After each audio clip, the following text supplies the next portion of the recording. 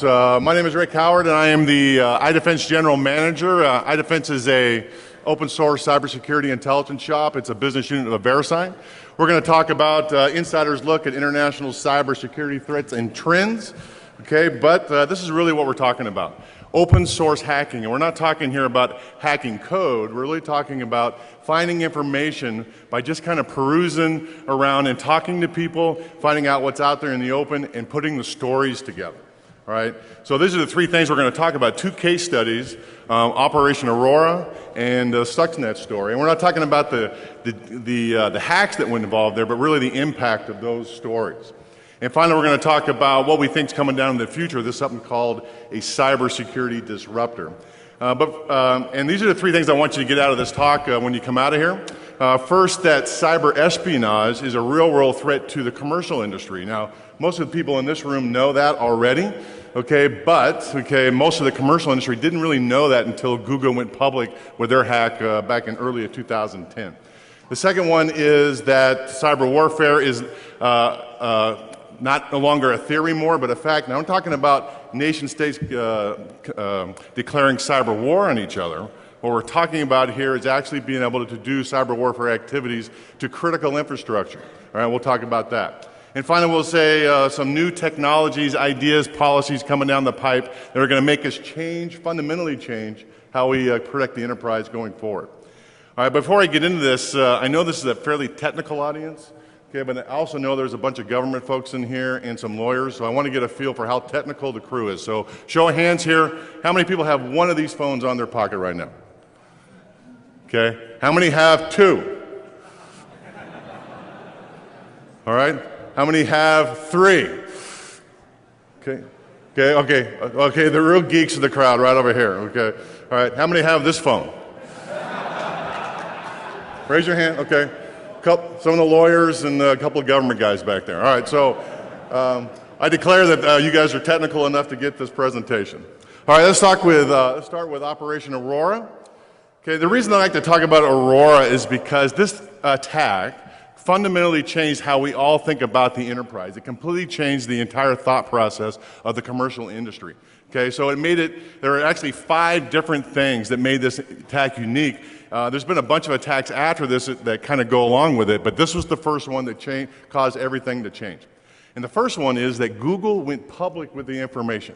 Can you imagine any other commercial organization doing that? All right, that has never, ever happened before. All right, and they went public who they thought it was. They said the Chinese government went after them. Okay, that's never happened before in a public forum. So that made it kind of scary. It made the whole operation a little bit different. Okay, and before Google went public with this, most commercial companies thought if they went public with this kind of information, their reputation would be damaged in some form. Okay, when Google went public and said, you know, it was about 20 companies were hit by this attack, defense contractors, information technology companies, banks, chemical companies, and then that's what they pretty much smashed the entire paradigm about how you report this kind of thing. In fact, Google's reputation went up. If you remember, everybody thought they were the bee's knees when they went public with that information. And they got support not only from the private sector, but from the government sector. Okay, so this has never, ever happened before, and it caused us to change how we think about the business. All right, the second reason was the U.S. government support. Secretary Clinton came out immediately after Google went public and gave them public support and said, we think Google's right, and we think China's behind the attacks.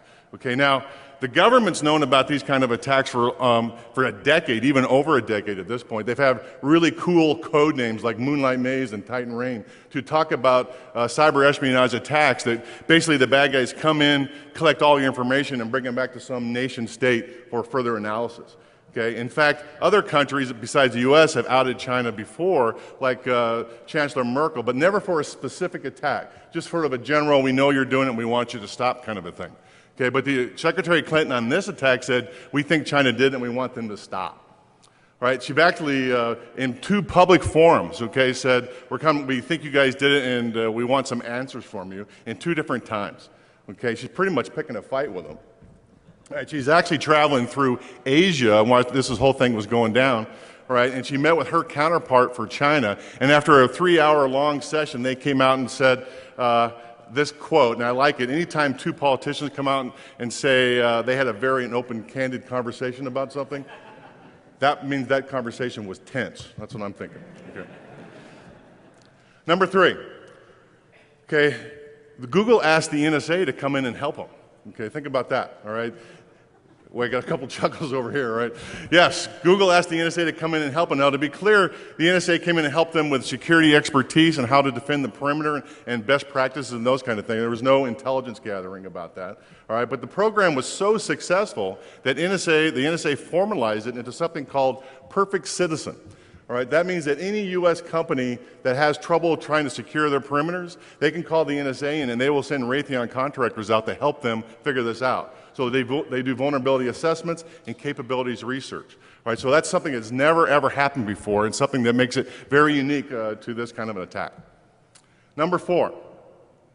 This is the wake-up call for the commercial industry. Like I said, government knew about it for over a decade. Most commercial organizations didn't really want to talk about it. They would always say, what do I have to steal? Okay, but after the Google thing came out, they all realized they all have intellectual property they need to worry about and protect. And we learned about this new phrase, the advanced persistent threat. Okay, everybody know the trivia why we call it the advanced persistent threat? Anybody know the story? Okay, like I said, the government has these really cool code names called Moonlight Maze and Titan Rain. And in fact, Byzantine Hades came out in the WikiLeaks documents last year sometime. These are all code names that mean that refer to the same kind of attack process. Well, what happened was the government had no way to communicate this to the commercial sector. So they had to have another phrase they could use to do that. So some very smart Air Force major said, you know what, we're going to start calling it the advanced persistent threat. And that's why that term got coined. All right, so that's why this is a new buzz phrase for our entire industry. I call it cyber espionage, okay? That's what it is, all right? It is bad guys coming into your network, stealing your secrets, and trying to do something with them later on down the road. In fact, it's such a big deal that APT was unheard of before the Google attacks in 2010, but by the end of 2010, security leadership in big companies were saying APT was their most worried about threat in their company. Which brings us to 5. Maybe actor attribution isn't as hard as we always have thought it was. Now, it is hard to figure out who it is, and I do not know who did the attacks against Google. Okay, nobody knows that in the public forums, okay? But maybe it's not impossible to figure this stuff out. You got to think that if someone as high as Secretary Clinton is outing China in public forums, that her confidence is pretty high that she know who did it. All right, now I'm not saying she did know how to do it, and she may have had some other political levers she wanted to pull, but I'm just saying confidence must have been fairly high for her to make that come true. She pretty much triple dog dared them to do something about it. All right, so maybe actor attribution is hard, but maybe it's not impossible. All right, so the 5 things that made the Google attacks really a game changer for our industry is that Google went public. No commercial organization would like to do that. The U.S. government publicly backed Google in their affirmations. The NSA and Google formed a partnership which became a formal program. Okay, and the commercial industry probably woke up and said, you know what, this advanced persistent threat stuff is real and we need to do something about it. And finally, maybe actor attribution isn't as hard as we originally thought. All right, so that's all about cyber espionage and how the commercial industry has really come to terms with this new kind of threat. Let's move over to Stuxnet. Everybody knows about Stuxnet. It's been in the news for the last year or so, but let's just kind of go through the timeline a little bit. All right, so this is back in June of 2010, an antivirus company called Virus Blockada. All right, now Virus Blockada is a Belarusian antivirus company, and that is the best name for an antivirus company ever. Come on, if you're going to name something, I would call it Virus Blockada. Come on, that's funny. That's what I thought. Okay. So they come out in June of 2010 and they say there's a new piece of malcode out there called Stuxnet that targets Siemens Industrial Control Systems. And these are the SCADA systems that we've all been talking about for the past decade. We've all known in this room that the SCADA systems are insecure. Right? So finally someone did something in the real world to prove it. This is supervisory control and data acquisition systems. All right, and if time moves forward a little bit, into September of 2010, the security community, that's you people in here, started to say, you know what, looks like this might have been a nation-state attack. Okay, this wasn't a bunch of hackers in the basement doing this. This is somebody that had resources, and they were trying to get something accomplished. Right? And in fact, they were targeting the Natanz power plant inside Iran. All right, and the reason is Natanz produces enriched uranium, and it looked like the people that launched these attacks were trying to degrade their ability to do that. And the reason is, if you take a look at Symantec did the bulk of the work on this, on pulling this Malcode apart, and they really hit the ball out of the park for this. So those guys that did that, my hat is off to them. This is a chart from their dossier on what happened with Stuxnet. And it's hard to read, but let me just tell you what it means. They show that Stuxnet kind of floated around the entire world, but the bulk of it ended up inside Iran. That pink circle there and that darker red, that is Iran. 60% of Stuxnet infections were inside of that country. So maybe it was targeted attack inside of Iran. Now, these two, Symantec and partnering with Institute for Science and International Security, said, this is how we think they got the Stuxnet into the power plant inside of Iran, because the power plant was not connected to the internet. Now, there's been rumors on the internet that some bad guys or the attackers dropped USB sticks all around, and that's how they got floated in. That's probably true, okay? But the attackers targeted the supply chain from the Natanz power plant. They went after 4 companies inside of Iran that supplied materials into the power plant and waited for it to percolate into the plant, and that's what they did. First strike for Stuxnet was somewhere June 2009, okay, is when the first infection started to show up inside of Natanz. Now, the UN likes to watch Natanz because they're very worried that Iran is trying to produce an atomic bomb there. So they are watching very carefully how much uranium is produced in that facility.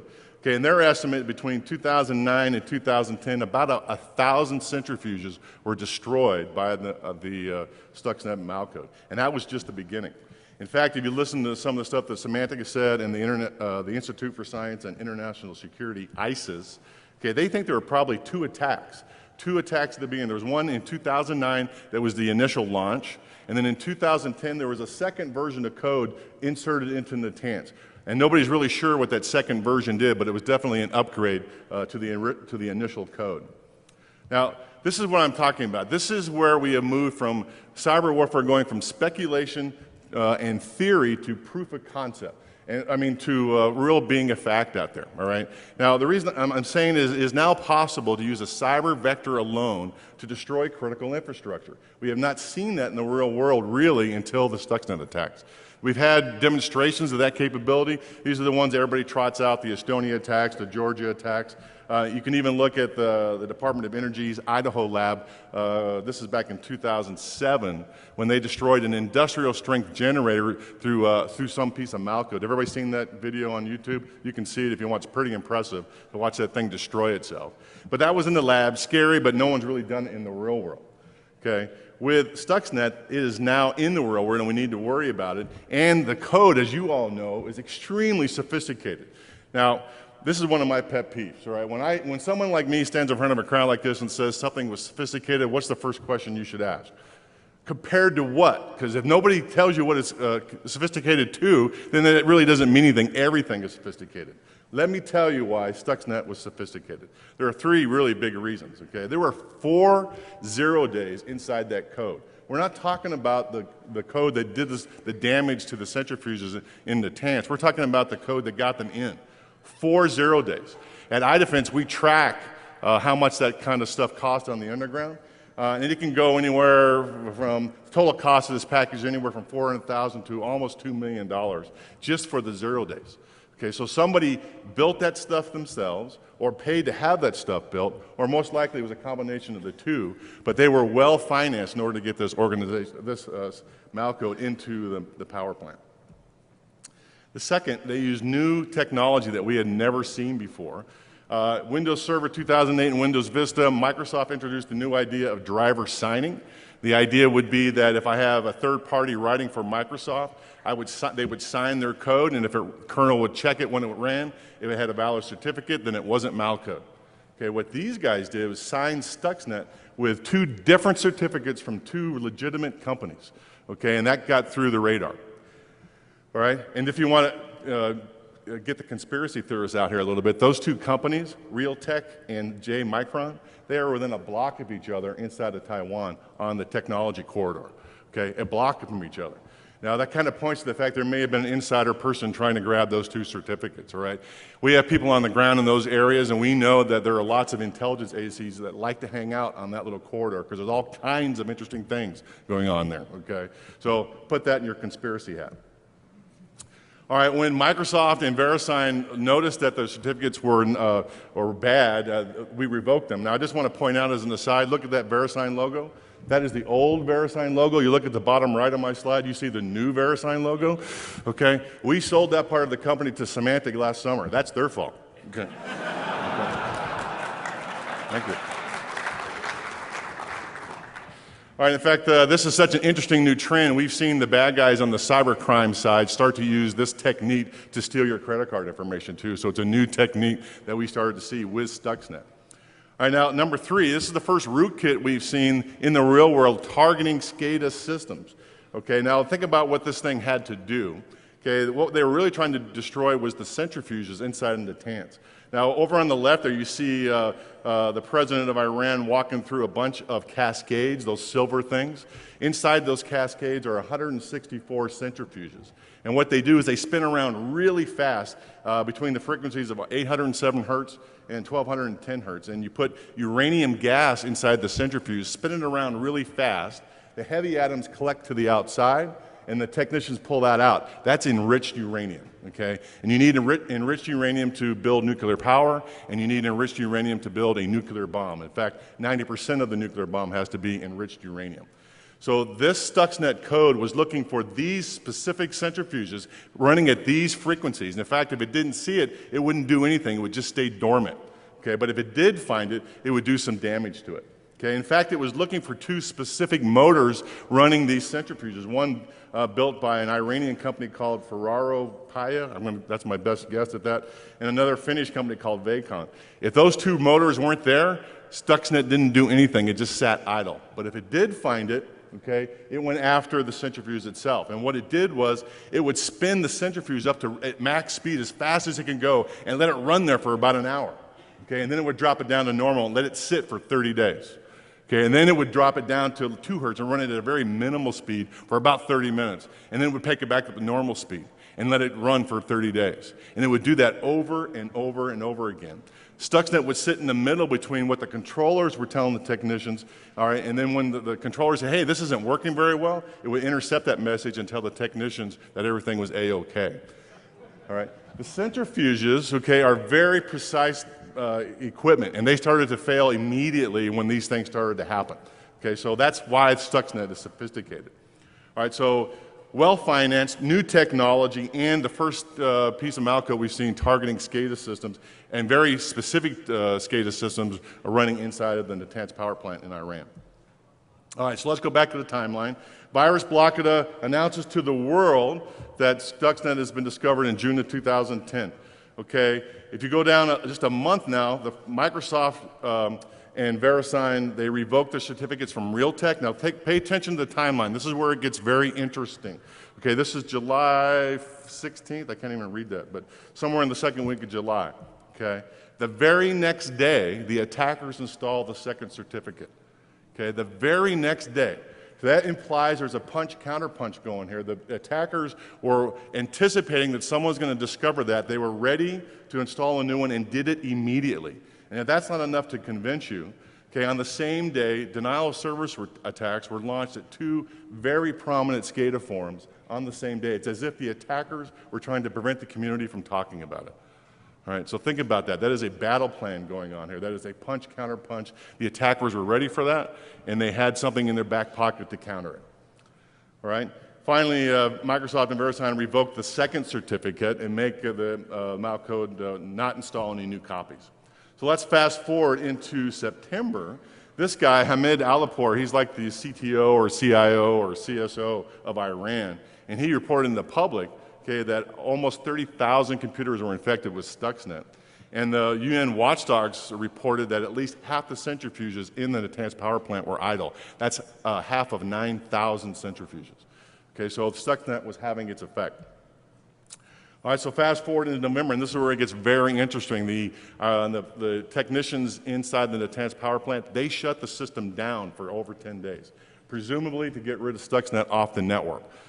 So they turn it back on after a week, and then hold your hat. This is where the conspiracy nuts come out of the woodwork here, okay? Because this is the next step, okay, in preventing Iran from producing enriched uranium. They assassinated, or at least tried to assassinate, 2 scientists in Iran. These two scientists were coming to work in the morning. Okay, motorcycles pulled up alongside their car, attached bombs to their car, and blew them up. Okay, the first guy, he's dead. Okay, the second guy in critical condition, all right, and managed to survive, and he eventually takes over the program later. So think about what this means, though. All right, the attackers' goal was to stop uranium enrichment going on in the Natanz. They threw cyber vector in there with Stuxnet, were able to damage it for a while, slow it down. When the Iranians shut down the net and took it off the network, they went to the next step and started going after their personnel. Okay, this is the first time we've seen a cyber vector like that associated with that kind of violence. Okay, so we are in a new world, ladies and gentlemen. Okay, something kind of scary. So take a look at the battle plan here. This is kind of the long-range view of how the attack happened. Okay, you got to admit that there was some planning going on here. So there was the campaign planning sometime in 2008, probably. The first strike in 2009, second strike in the spring of 2010, and that's when right about 1,000 centrifuges were first destroyed. Then comes the next skirmish in the battle for the certificates. The good guys find out, or at least the victims or the professional security community said, oh, we know it's bad, let's revoke their certificates. Bad guys put a new one in, we take that one back out, so that's a kind of a skirmish going on there, and the denial of service attacks. The fourth one, and finally, is the Natanz coming offline, going back online, and then the attackers going after the Iranian scientists. Okay, what I'm trying to show here is this was an adversary who had a battle plan. They knew what they wanted to do, okay, and they had backup plans in case something went wrong. And I hope you can see that in that timeline. So the question is, how effective were the attacks? According to the US and Israel, the nuclear program in Iran was delayed until 2015. Okay, but according to ISIS, there was no effect. Even with all the damage and all the delays in Natanz, the Iranians were still produced as much uranium, enriched uranium, as they were supposed to produce. The truth is it's probably somewhere in the middle, and we probably won't know for a couple of years. All right, so what do we get about all this? First, that the Stuxnet attacks were sophisticated, okay, a new technology, well-financed, and targeting SCADA systems.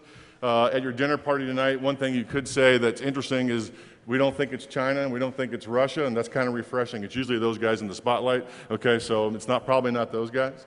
But the real thing you want to get out of this is that cyber war has moved from theory to fact. It is now possible to destroy critical infrastructure with nothing but a cyber vector alone.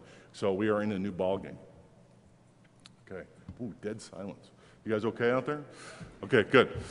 Let's move over to cybersecurity disruptors. All right. So what is a cybersecurity disruptor? Well, this guy, Clayton Christensen, he wrote this book called The Innovator's Dilemma in 1997, and it's about business disruptors.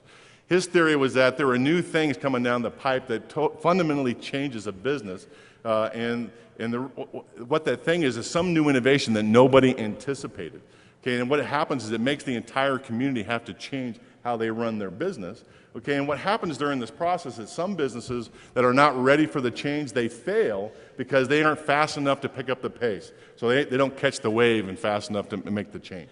All right? So these are new business catalysts, and these aren't slight improvements to technology, but radical new changes in how we do it. Now, any math geeks in the world, in the audience? Math geeks, come on. Okay, what is that symbol? That's a radical. Come on, that's my joke for the day. Radical, okay, forget it. All right, now these new technologies, they are really niche when they first come out, okay, but over time they build momentum, and the best practices that we've had in place wither and die as these new things take their place.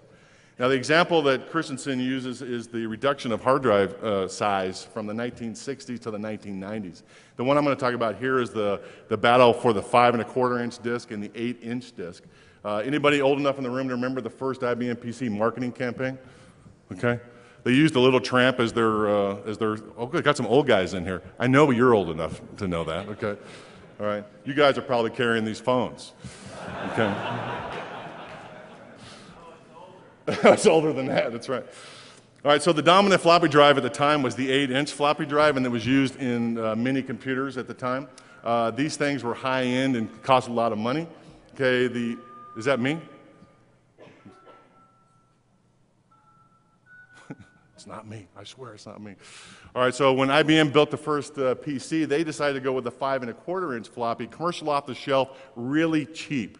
Okay, and what happened is that the manufacturers of the 8-inch floppy didn't really anticipate the demand. And these are the 4 companies that were making floppy drives at the time. Only one of these guys survived, Micropolis. And according to Christensen, they only survived through Herculean efforts by the management team to turn their plants around to start producing 5.25-inch floppies.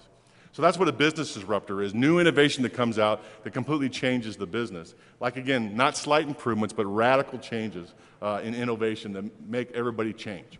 All right, so that's what a business disruptor is. At iDefense, we think there are cybersecurity disruptors, new ideas, policies, technology, events coming down the pipe that are going to fundamentally make us change how we protect our environments. These are cybersecurity catalysts, and we're expecting 5 to 10 years down the road for these kinds of things. Again, now this is the important part about a cybersecurity disruptor. Okay, these aren't just new ideas or things. These are things that are going to make us change how we do our business. So unless they make us change, they don't count as a cybersecurity disruptor. All right, so iDefense have identified up 10 of these things, and these are them. We're going to talk about a couple of them in this pitch. All right, now the thing you have to remember about cybersecurity disruptors, you think of them in terms of a triple. Okay, you got to worry about what the concept is. So the concept might be the mobile platform. Okay, the impact is, what does that do to your enterprise by instituting something like a mobile platform in your environment? And finally, the last part of the triple is, how's it going to make you change your security posture? So that's what a triple is. Is that really me? Oh, they're doing VoIP. Okay. I was going to say, I am an expert butt dialer, by the way. Okay. Sorry, I know, I went too far on that, okay. All right, so consider this timeline. Okay, at the far end is the event horizon 2020, 10 years out is about as far as we want to go predicting these kinds of things. 2005 is really where our best practices are. Okay, these are the things we all have in place in our environments to protect our enterprises. These are things like firewalls, intrusion detection systems, and antivirus stuff. Okay, in the middle here, 2010, 2011 is where leaders are making decisions about what technology to bring into their enterprise. Okay, and this is where we're trying to help out here. The thing to remember is that there are going to be early adopters of these cybersecurity disruptors. Okay, these are folks that have realized that this technology may not be ready for their environment. There's going to be lots of bumps and bruises as you install it, but they feel there's a need and they need to have it already. So there's going to be early adopters. All right, I'm not going to talk about all 10 because that would take the next 5 hours. We're only going to talk about 3 of these things. Remember, we're going to talk about triples, and I'm going to tell you about when we expect to see them and if there are any early adopters. The first one is the combination of top-level domain extensions and international domains. All right, so the concept is, let's talk about top-level domain extensions first, okay? Up to this point, we've had the traditional .com, .net, .biz, .edu. In about a year or so, you're going to start to see a bunch more. Okay, if you have enough money, you can have your own top-level domain. It could be a .ric, or it can be a .defcon, or it can be a .I don't care. It doesn't matter. If you have enough money, and they're going to be expensive, okay, there's going to be these new names out there that we're going to have to contend with. And coupled with that is this idea of international domains. Up to this point, all the domain names that we've had have been in English. Okay, but from 2012, 2013, you're going to start seeing domain names in Chinese, in Farsi, and any kind of other language who wants to play with this kind of experiment. So those two things together is the concept here that is going to make it a cybersecurity disruptor. The impact here is, this is just one of them probably for this combination, is that blacklists are going to be unmanageable at the enterprise because you're just not going to want to mess with this anymore. You're not going to have the wherewithal to deal with it. So the change in your environment, we're going to start to see companies outsource their blacklist capability to cloud computing folks. Okay, so that's what we expect to see. All right, probably you're going to start to see these services merge inside your enterprise by 2015. And this year and last year, ICANN has authorized these two things from happening, the top-level domain extensions and the international domains. They keep pushing the line back a little bit, but expect to see it in 2013 by the latest, I think. All right, let's talk about, where am I at here? Oh, IPv6 and domain name, the DNSSEC extensions. That's what this is, all right? So that's the concept. DNSSEC extension, you've been to any of the Kaminsky talks, you know that that's coming down the pipe. The top-level domains are ready for that kind of thing. And the introduction of IPv6, the new IP protocol that's going to replace v4. What that means to the enterprise is that IP management has just become very complex. Okay, and the change is this guy you have in the basement managing your DNS system is probably going to go away. okay? And you're probably going to want to outsource that stuff to some cloud computing environment also. All right, so we expect to see this kind of thing in 2013. In 2010, okay, this is a Gartner chart. Let me just read. I know it's a hard thing to read. Let me tell you what that means. The green line is the size of the internet. The blue line is the size of the IPv4 pool, and the red line is the V6 deployment. Gartner predicted that it'd be 2 to 5 years. This is in 2010 now. They predicted we had 2 to 5 years before we ran out of V4 space. That happened last year. There are no more V4 addresses. Okay, so for the next couple of years, there's going to be sort of a black market as companies sell their V4 space that they're not using. But eventually, we're going to run into V6, and we're going to have to manage it. Okay. All right, next is APT. I talked about the APT with Google. That's the concept. Okay, the impact is, and I think this is what the commercial industry has really figured out, okay, that their intellectual property is seriously at risk and we need to do something about it. And the change for their environment is I think data loss prevention systems are going to start being installed by the number, okay, through the enterprises. We're going to start seeing that around 2013. This is going to be best practices. There are early adopters now. People are deploying this technology right now, but they're getting scarred by it because it's very complicated and very expensive, but they're learning the lessons for all of us as we start to do this ourselves. Okay, and we talked about Google in 2010 and why that was important. All right, so that's cybersecurity disruptors. Let me just put all of them on the timeline here just so you guys can see them. This is where we think they're going to be in the next 10 years. And this is where the early adopters are. Real quick. All right, so let me just recap what a cybersecurity disruptor is. New ideas, technologies are going to make you fundamentally change your enterprise, and I talked about 3 of them here. All right, so I'm at the end. Let me recap a little bit. These are the 3 things I want you to get out of that. The commercial industry should have awoken by now that cyber espionage is a real threat, that cyber warfare is real, not that nations have declared cyber war on each other, that it is possible to destroy physical stuff in the world with a cyber vector alone. And there are new things coming down the pipe that are going to make you change how you do your business. Let me just finish up with, we've written a bunch of books at iDefense. Please buy them. I have to put my daughters through college. All right. And if you want any more detailed information about some of the stuff I talked about here, that white paper down on the bottom right, I will gladly give it to you. Just email me or come see me afterwards, and I will gladly get you a copy. So that's it. Thank you very much, and we're done here.